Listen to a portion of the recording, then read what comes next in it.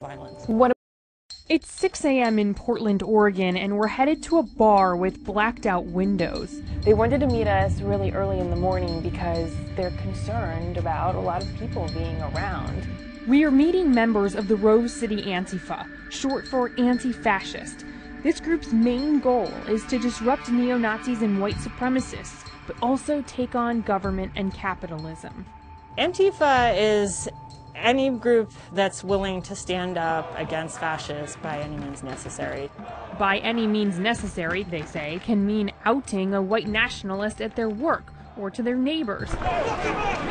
Or, as we've seen recently, violence, fires, property damage, hand-to-hand combat at protests across the country. Explain to me the reasoning behind fighting. You have to make it so unpalatable to be doing white supremacist organizing that they no longer want to do that. And historically, that's what's worked. You have to put your body in the way, and you have to make it speak in a language that they understand, and sometimes that is violence. What about people who will say that it is their right to free speech, even if it's hate speech? We do think that communities have the right to step in and say, no, this is not acceptable in our community. We will not stand for this. So there's an element of distrust of the government here, right? An element maybe of anarchism?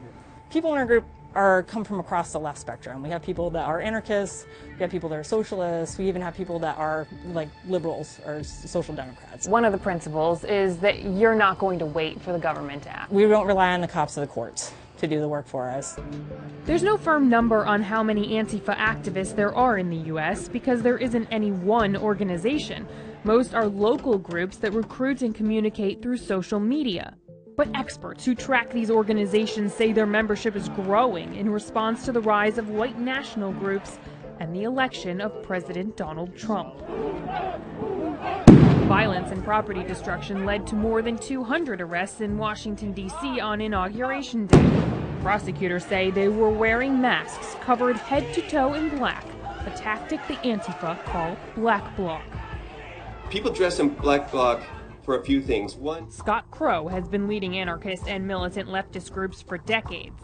so people put on the masks so that we can all become anonymous. And then therefore we are able to move more freely and do what we need to do, whether it is illegal or not. So some people will push back on that and say that the Black Bloc is to keep people from being identified and arrested when they break the law, when they commit crimes. Damn right. It's a good way to avoid the ramifications of law enforcement. It's also to avoid the far-right groups they're fighting and the harassment that each side often engages in. We saw that firsthand at a May Day protest in New York City. We cover our face because the Nazis will try to find out who we are. And that is a very bad thing because they harass people. They're the ones, they say that we're the evil ones. And you guys in the media, you always tell us, oh, they're trying to fight for their free speech. We're trying to stop them from organizing. We're not trying to stop them from their free speech. Because when they organize, they kill people, they hurt people, they fight people. And we're the ones who are fighting back. They are the second coming of Hitler.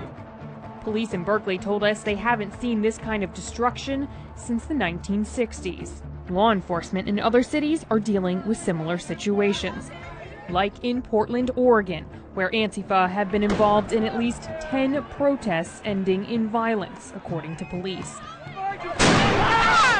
And it's wearing on the community. It is new. It's like this rumble mentality of, I'm going to bring my friends, you bring your friends, and we're going to fight it out in the park. It's not something we've seen here. It's not good for the city. People are just frustrated by it. It's affecting their livability. It's affecting their business. Has it become more violent? It happens quicker. The fire starting that we saw on May Day is something we haven't really seen much of in the past. The running through the street, breaking windows and everything in sight.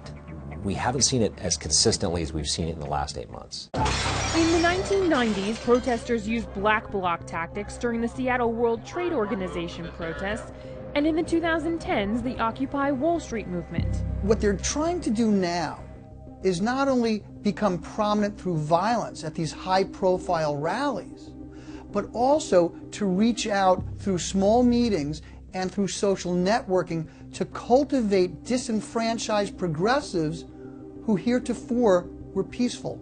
But it's the violence that's gotten them attention. directly confronting groups that preach white nationalist rhetoric, like on Inauguration Day, when white nationalist Richard Spencer was punched in the face. And it was the Antifa movement that caused Berkeley to cancel speeches by extreme right provocateurs like Milo Yiannopoulos. Violence is a necessary part of their message because they believe that elites are controlling the government and the media. So they need to make a statement head on against people who they regard as racist. If there are the more hardcore elements, the white supremacists and neo-Nazis that go to these rallies that are itching for a fight, we're there to say, we'll stand in your way.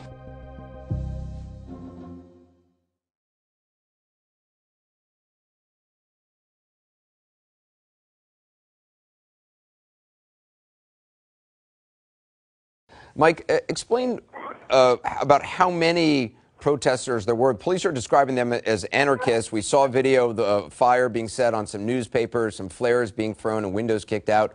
What was it like?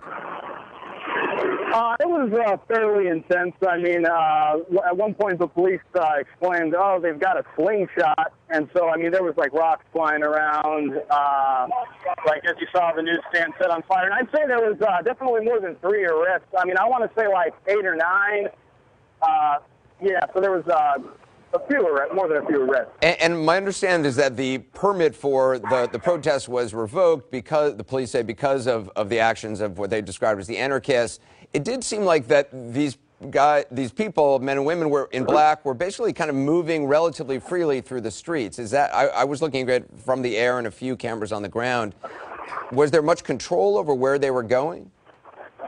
I mean, police would try to cut them off. Like, for example, they would have the bridges out of downtown blocked off because that's a target of protest.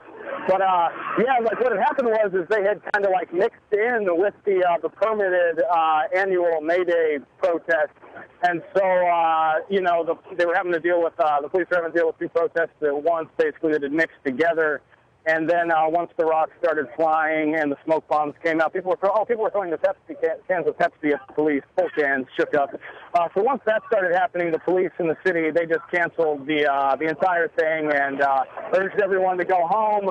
Then they kind of followed the protesters, snaked through downtown behind them, maybe like 80, 90-ish black-clad protesters. And then they were, throwing, I don't know what you call them, flashbangs or noise.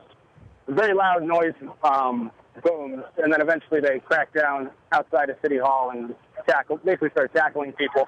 So at this point, are those protesters who the police were describing as anarchists, is that pretty much done now? It looks like it. The riot police actually, maybe about 2.5 minutes ago, the riot police drove away, and I mean, there's still some people that I recognize here as protesters, so who knows if something will pop off from this. I mean, the legal observers are still here, the local media, news media is still on this corner, so maybe something will happen. And for all we know, there could be a roving band of protesters out there right now that broke away from this protest.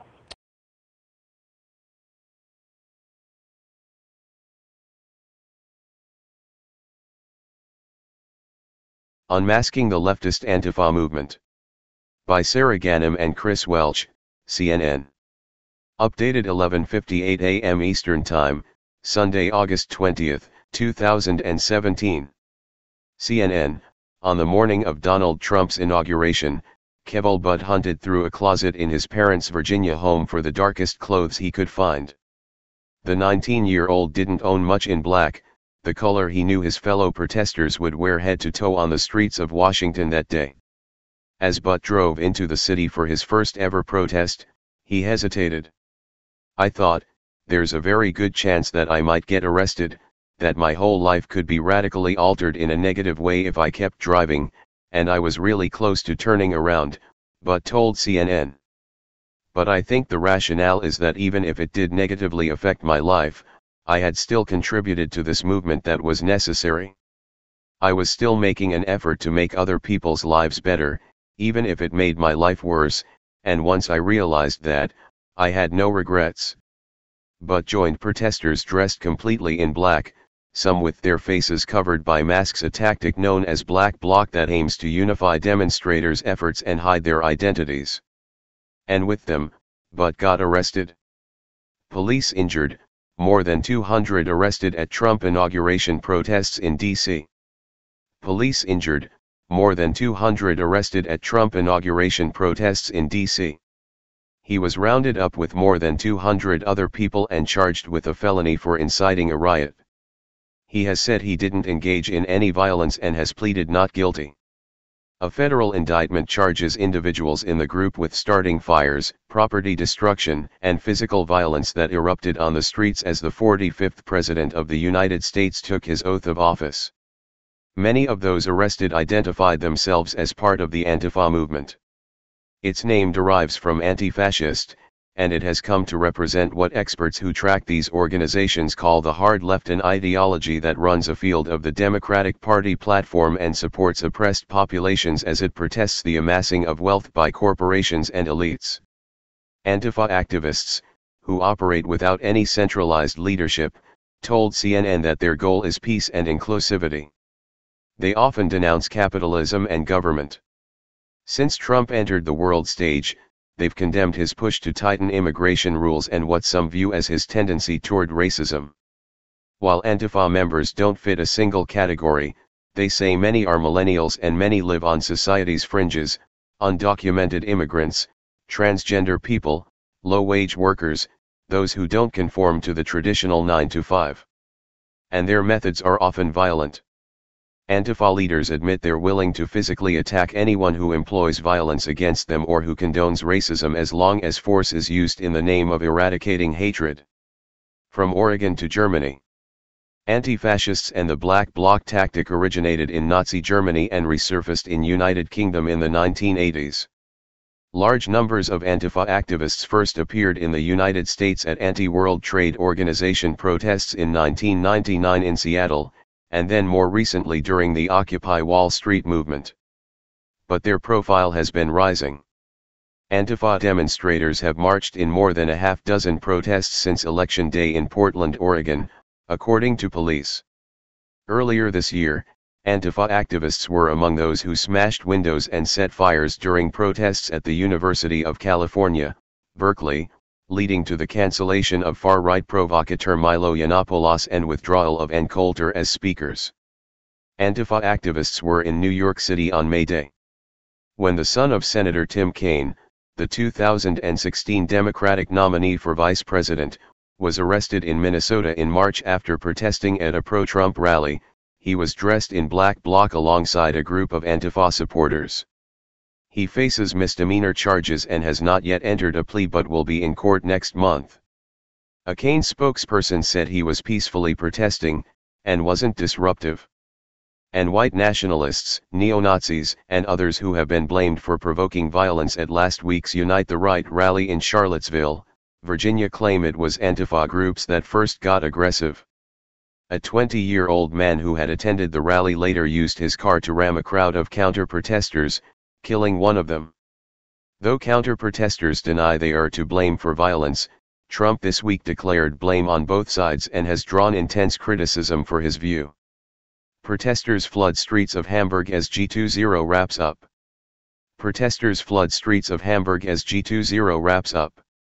Indeed, over the past year, Antifa members have been involved in clashes across the country and the world, including in Chicago, Philadelphia, Houston, Alabama, and Nebraska, and at the G20 summit in Hamburg, Germany.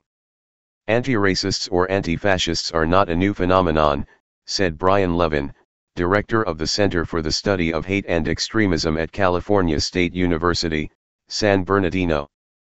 What I think is new is that they're more active both in making themselves prominent at violent rallies and also trying to bridge into the disenfranchised peaceful progressive movement. But went in Charlottesville, too, and was just about 5 feet away from the car that drove through the crowd, killing protester Heather Heyer, he said. Before that, he said, Antifa protesters were cheering in celebration for having disrupted the neo-Nazi message. We were marching down one of the streets, and energy was ecstatic, but said. We were marching and chanting and engaged in this huge act of solidarity. There was a moment I was at the front of this huge line of people, and we see this other huge group of people marching down another way, and when the two groups met, it felt like the entire city just erupted in cheers and roars. Spurred to action by Trump. Antifa is impossible to track. It isn't united through a national organization, and it cloaks itself in anonymity. In speaking to Antifa leaders across the country, CNN found very few who would take off their masks. Indeed, it took months to track down members willing to share their stories. Many are like Butt, a self-described government skeptic with liberal views who didn't find mainstream politics a good fit for him. So, he weighed his options. Before J20, January 20th, Inauguration Day, happened, I was convinced I'd go to NASA or some university to research, Butt said. Police and demonstrators clash in downtown Washington, on January 20, 2017, following the inauguration of President Donald Trump. Police and demonstrators clash in downtown Washington, on January 20, 2017, following the inauguration of President Donald Trump. Now facing a criminal record, I don't know, he said. My efforts might be better suited by an organization that helps communities. The son of parents who immigrated from India, but is sure of one thing, he has no plans to stop protesting. There are people who were energized by Bernie Sanders, that now are anarchists, said an organizer of the website It's Going Down, a news blog for Antifa. People are freaked out by a Trump regime, freaked out by the far right. A lot of people saw neo-Nazi symbols. There's a reason why people are becoming polarized. It's real-life stuff that's happening. Sanders, for his part, has disavowed violence and is not connected with Antifa efforts. A self-described democratic socialist, Sanders has come out against hard-left violence, saying of protests over Coulter's UC Berkeley appearance, "I don't like this. Obviously, and Coulter's outrageous to my mind, off the wall," Sanders said. But you know, people have a right to give their 2 cents worth, give a speech, without fear of violence and intimidation. The organizer of It's Going Down said his website traffic has grown from a few hundred daily hits to between 10,000 and 40,000 hits on its best days. There's a crisis among the left, he said.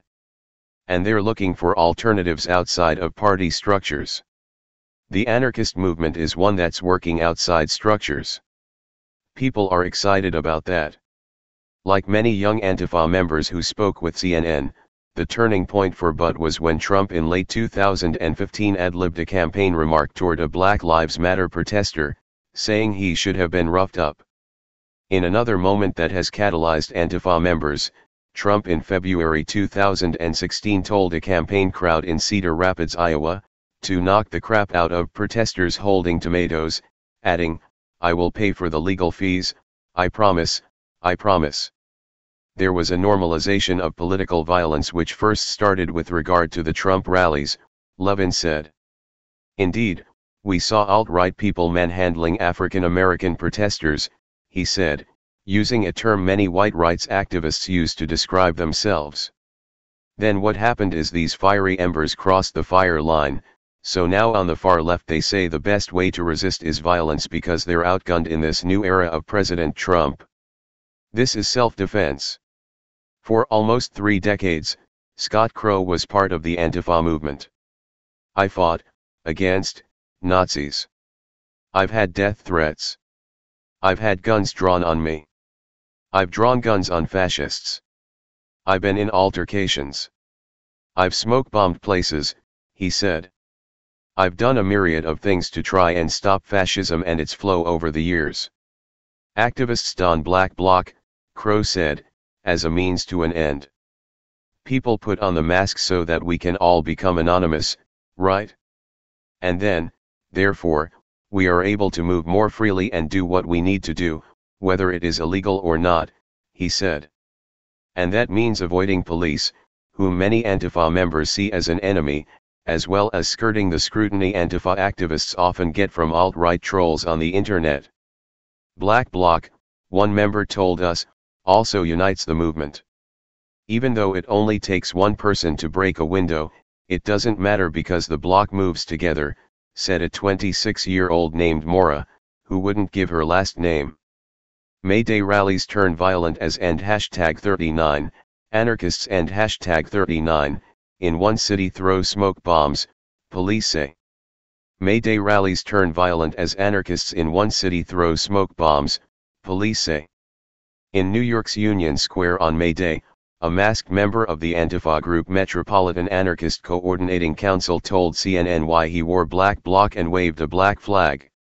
"We cover our face because the Nazis will try to find out who we are. And that is a very bad thing because they harass people," he said. "We're trying to stop them from organizing. When they organize, they kill people, they hurt people, they fight people. And we're the ones who are fighting back.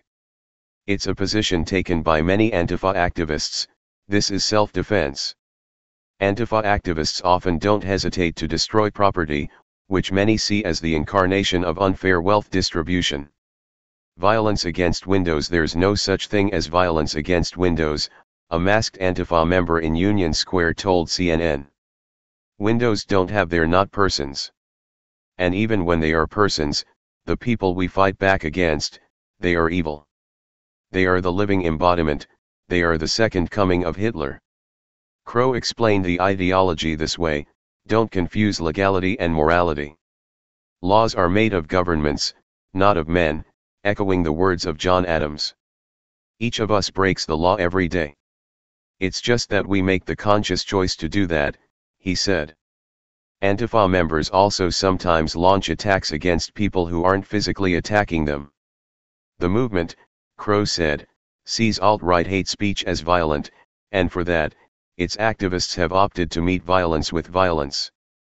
"Right or wrong, that's for history to decide," he said. But Levin argues the violence is giving ammunition to racists and is anathema to the Antifa mission. "It's killing the cause, it's not hurting it, it's killing it, and it will kill it," Levin said. "We're ceding the moral high ground and ceding the spotlight to where it should be, which is shining the spotlight on the vile." Levin, who for decades has attended rallies at both extremes to study radical groups, said he put his own body between an Antifa member and a Klan member when Antifa protesters attacked with knives at a February 2016 rally in Anaheim, California.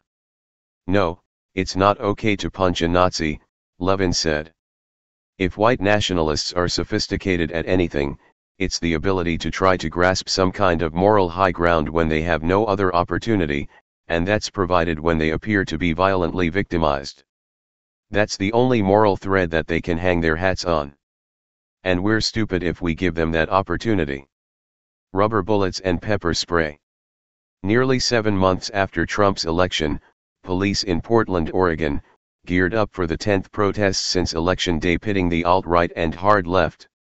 On that day, June 4, police were coming off a violent May Day protest in which they watched Antifa activists run through the business district, destroying storefronts and setting fires. Several arrested in Portland May Day protests 237. Before the June event, we saw on social media that there was a lot of threats being put back and forth that gave us a lot of concern about physical violence, Portland police spokesman Pete Simpson said. Hoping to keep June 4 from becoming another May Day, police created a human barricade. Officers stood shoulder to shoulder between two city squares, one filled with alt-right groups, the other with Antifa activists. After a few hours, it seemed peace had won the day. But then police caught whispers that Antifa members were planning to push past police into the alt-right rally square. Officers moved in with rubber bullets, pepper spray, and smoke bombs. They pushed the masked Antifa activists into a corner and detained them. Many shed their black clothing and left it on the streets as police decided whom to arrest. We did seize a large number of weapons or things that could be used as weapons, Simpson said. Everything from knives to brass knuckles to poles and sticks and bricks and bottles and road flares and chains. 100%, they came geared up to fight if it would be allowed.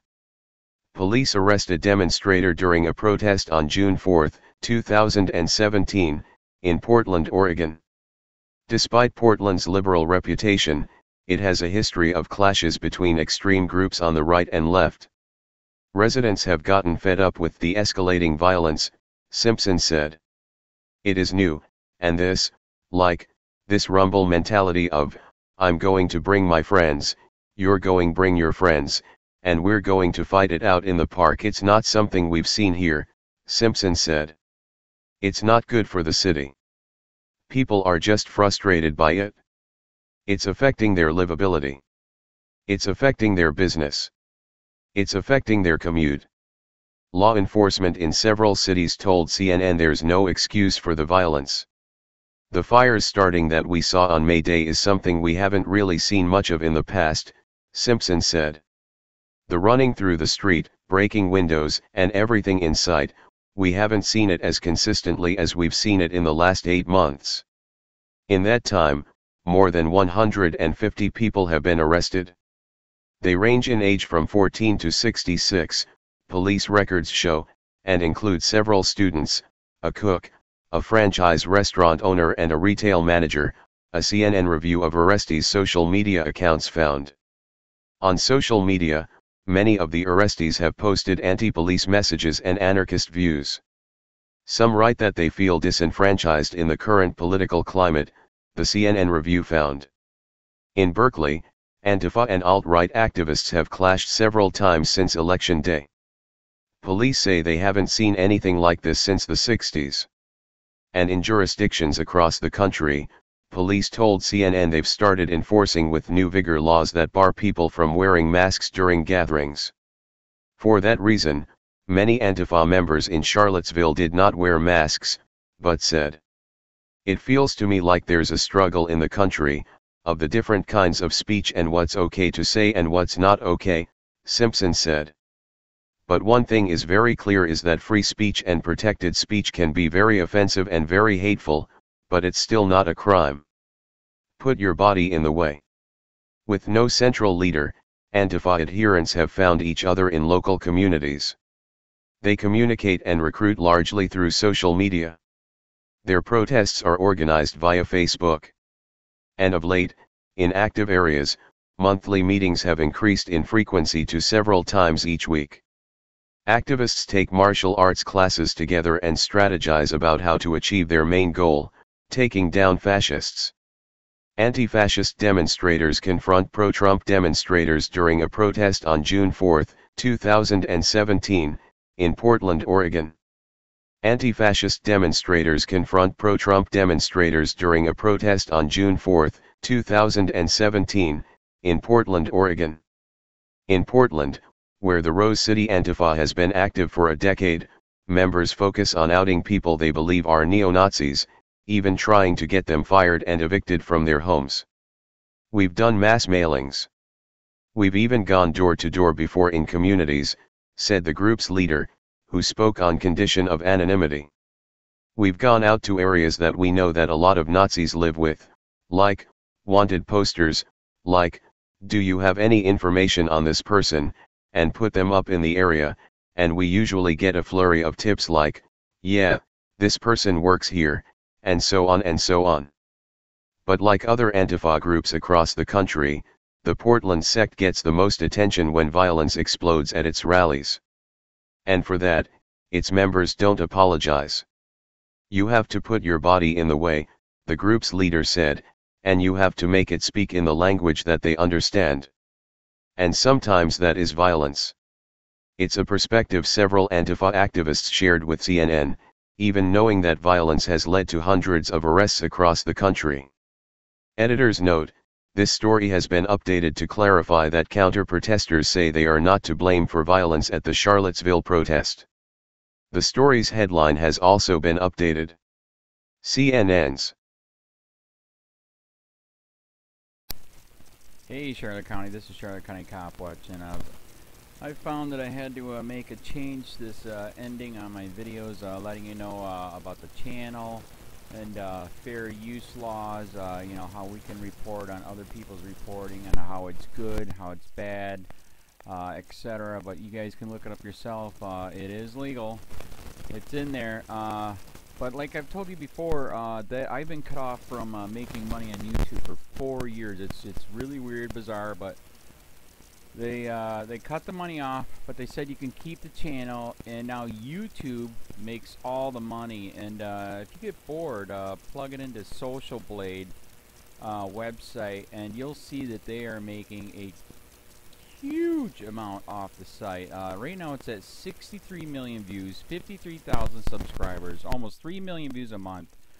You know, trying to wake people up, and I make nothing. In fact, I got a customer that's ex-congressman. He said if I could ever find a lawyer, sue YouTube on it. But because this is nuts. 4 hours a day, and to save America. You know, but at the same time, it's worth it. Look at what our founding fathers did. They died for this country. So, but getting back to the money part, this is why I'm redoing the video. Is my dream of everyone giving $1, and it's going to be $53,000 a year, or if they did Patreon, which you know, can be monthly.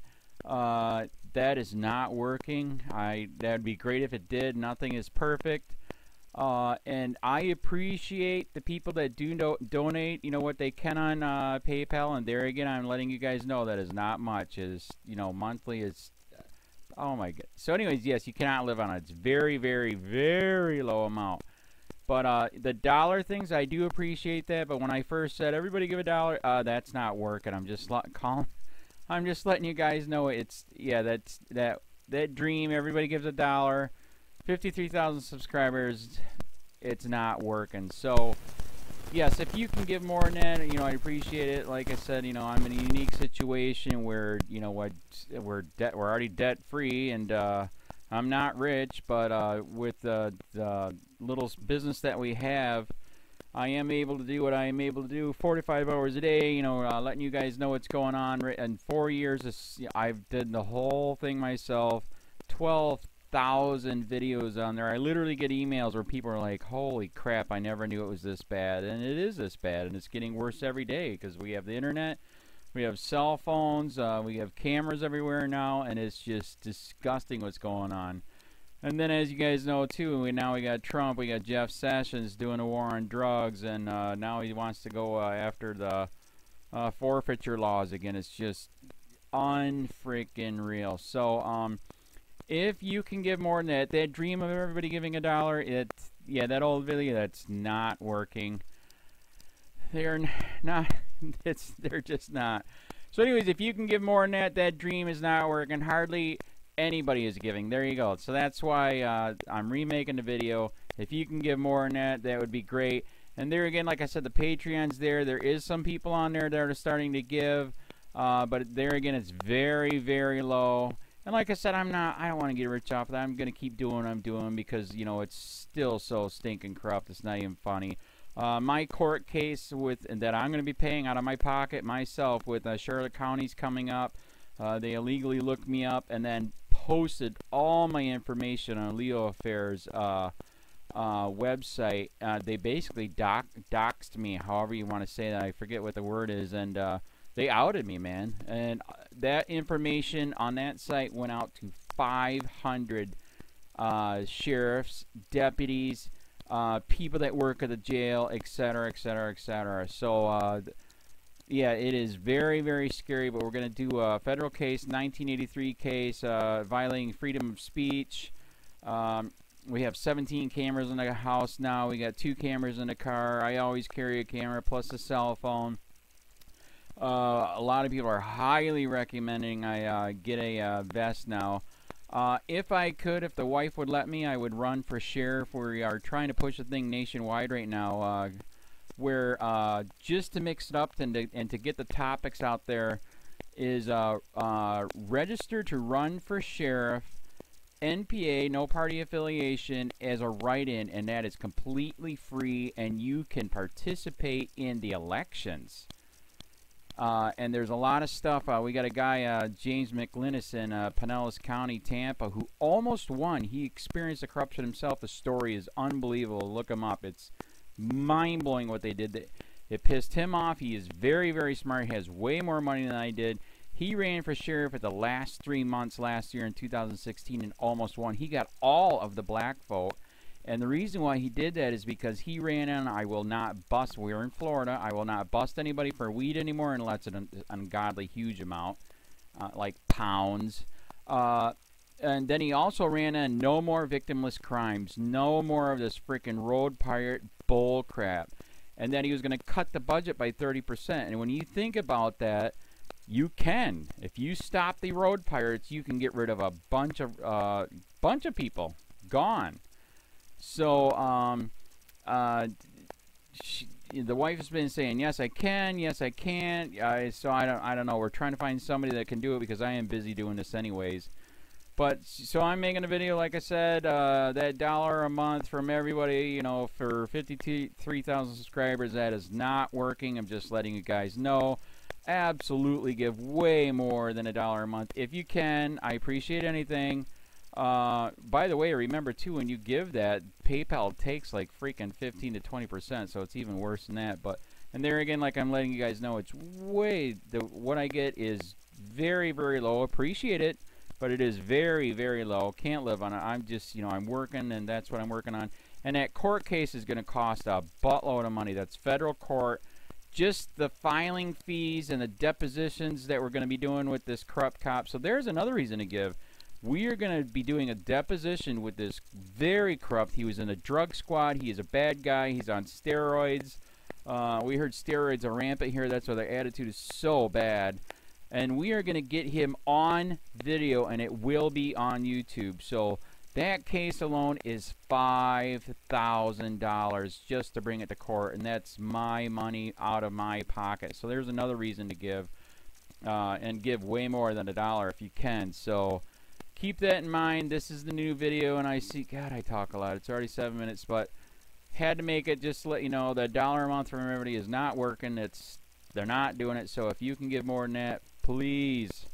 So thanks. Keep it up. Share, like, subscribe, tell your friends, send me your videos on corruption, and I'll post it.